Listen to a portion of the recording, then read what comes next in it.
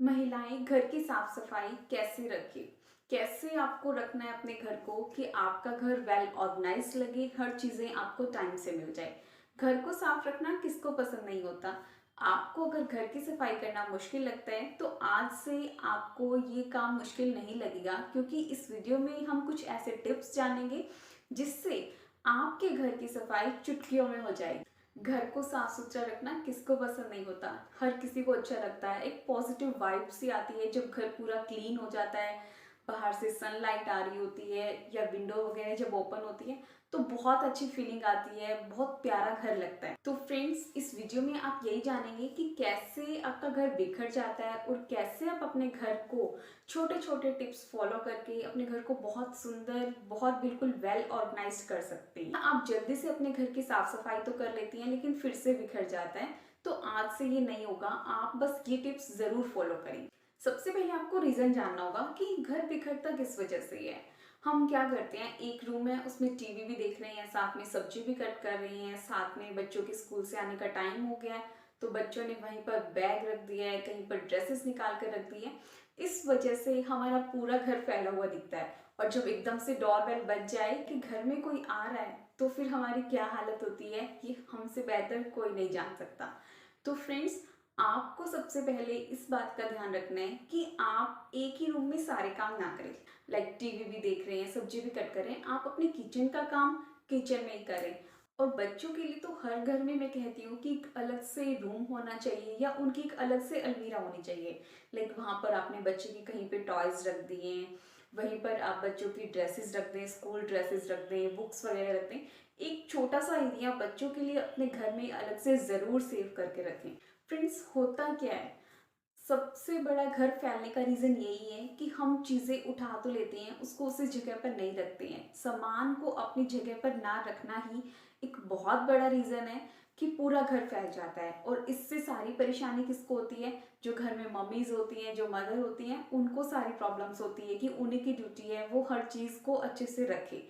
और जब टाइम पर कोई चीज नहीं मिलती है तो हम क्या करते हैं, उस रूम में देखेंगे, वो अलमीरा खोलेंगे, उस रूम में जाएंगे, फिर वो अलमीरा खोलना, उधर देखना, शेल्फ पे देखना। जैसे बच्चे स्कूल से आए हैं, उन्होंने क्या किया, शूज कहीं पर निकाल दिए, सॉक्स कहीं रख दी, ड्रेस अपने निकाल कर अलग रूम में रख दी, बैग अपना वहीं लॉबी में रखा है। तो इस तरह से करने से पूरा घर फैल जाता है। लाइक शाम को ऑफिस से हस्बैंड आते हैं या शॉप से आते हैं, उन्होंने अपना लंच बॉक्स का बैग डाइनिंग पर रख दिया, अपना लैपटॉप कहीं और रख दिया, ड्रेसेस निकाली है तो वहीं बेड पर रखी है। तो ये सब चीज़ें करने से, छोटी छोटी हैबिट्स अगर हम फॉलो कर लेंगे तो घर फैलने वाली प्रॉब्लम्स हर घर में होगी ही नहीं। तो फ्रेंड्स, अगर आप चाहते हैं कि आपका घर बिल्कुल भी ना फैले, एकदम टाइम पे भी और हर टाइम आपका घर वेल ऑर्गेनाइज्ड हो, तो इसके लिए आपको दो रूल्स फॉलो करने होंगे। फर्स्ट, आप घर के सभी मेंबर को बोल दें कि घर को ऑर्गेनाइज रखने की ड्यूटी, घर को साफ सुथरा रखने की ड्यूटी घर के हर मेंबर की है। चाहे वो फादर हैं, चाहे वो आपके हस्बैंड हैं, चाहे बच्चे हैं, सबकी ड्यूटी बनती है कि हम अपनी चीजें टाइम पर रखें, अपनी जगह पर रखें। दूसरा रूल आपके लिए, आपको घर में हर चीज की एक जगह फिक्स करनी है। आप अपने बच्चों के सामान की जगह फिक्स करके बच्चों को एक बार जरूर बता दें कि आपको बैग यहाँ इस ड्रॉर में रखना है, या यहाँ पर आपको अपनी बुक्स रखनी है, यहाँ आप अपने ड्रेसेस हैंग कर सकते हैं, यहाँ पर आपकी जो घर की कैजुअल ड्रेसेस होती हैं वो आपको मिलेंगी, शूज आपको शू रैक में रखने हैं। इस तरह से आप अपने बच्चों को, जो भी बच्चों के रिक्वायरमेंट्स की चीजें होती हैं, वो चीजें बच्चों को एक बार जरूर रिमाइंड करवा दें कि इनकी जगह ये है और इसको हम यहीं पर रखेंगे।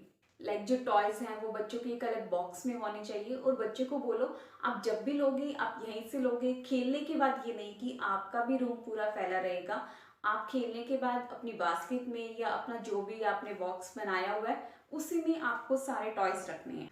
आप अपने हस्बैंड को भी बोल दें कि आप अपनी जो ड्रेसेस आप चेंज करते हैं वो आप रूम में ही हैंग करें, और जो आपकी की है वो की होल्डर पर ही रखें। तो फ्रेंड्स, ऐसे करने से आप छोटे छोटे काम अगर सब मिलकर करेंगे तो आपको एकदम से हाइपर होने की जरूरत नहीं होगी, आपको ये घर बिल्कुल भी फैला फैला नहीं लगेगा। और फ्रेंड्स, आपको भी अपना काम किचन में ही करना है। लाइक आप सब्जी कट कर रही हैं या कोई मटर निकाल रही हैं या आप कुछ और कर रही हैं, तो ये नहीं कि आप कहीं भी बैठकर आप वो सब चीज़ें कर रही हैं। आपको अपना किचन का काम किचन में ही करना है। लाइक आप कोई सब्जी फ्रूट लेकर आई हैं, ये नहीं कि आप डाइनिंग टेबल पर रख दें, उसको साथ के साथ में वॉश करके बास्केट्स में लगा के, जो चीज़ें आप फ्रीज में रखती हैं या बाहर रखती हैं, जहाँ भी आप एक अच्छे से जगह बना लें, उसको फिक्स कर लें और वहीं पर वो चीज़ें रखें। ऐसा करने से आपका घर बिल्कुल भी फैला हुआ नहीं दिखेगा। और फ्रेंड्स, बच्चों को तो ये सब चीज़ें सिखाना बहुत ज़्यादा ज़रूरी हो जाता है, क्योंकि बच्चों की तो लाइफ का सवाल है। उनको लाइफ में हर तरह से, हर टाइम पे उनको अच्छे से वेल ऑर्गेनाइज्ड रहना, साफ सफाई रखना उनको भी अच्छा लगेगा और उनकी ये हैबिट भी बन जाएगी। तो ये नहीं हम सोचते हैं कि नहीं, बच्चे स्कूल से आए हैं, मेरा बच्चा थक गया है, अभी मेरा बच्चा कुछ नहीं करेगा, मेरा बेटा बहुत दूर स्कूल से आता है। आपको ये सब चीज़ें बच्चे के सामने बिल्कुल भी नहीं बोलनी है। फ्रेंड्स, आपका प्यार एक अलग जगह है और बच्चे को गुड मैनर्स, गुड हैबिट सिखाना एक अलग चीज़ है। तो ये सब चीज़ें आप बच्चों को ज़रूर सिखाएं। फ्रेंड्स, आप एक रूल ही बना लें कि जब भी बच्चे आएँ तो सबसे पहले अपना शू रैक में ही शू उतारें, उसके बाद में अपने रूम में जाकर अपनी ड्रेसेस चेंज करें, या आप आने के बाद बच्चे को पहले पानी दें, जो भी आपको देना है 5 मिनट के लिए आप उसको ब्रेक दे सकते हैं। उसके बाद भी ये सब चीज़ें बच्चे से करवाएं।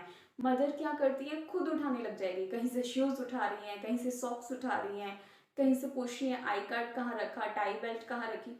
ये सब चीज़ें आपको नहीं करनी है। तो उसको अपनी रिस्पॉन्सिबिलिटी का एहसास होगा कि ये उसकी जिम्मेवारी है अपनी चीज़ें संभाल कर रखना। और फ्रेंड्स, आप अपने घर को कैसे मैनेज कर सकती हैं, एक तो आप अपने घर में बिल्कुल भी वेस्टेज की चीज़ें ना रखें। कई बार लेडीज सोचने लग जाती है कि चीज़ें कब कहाँ काम आ जाती हैं।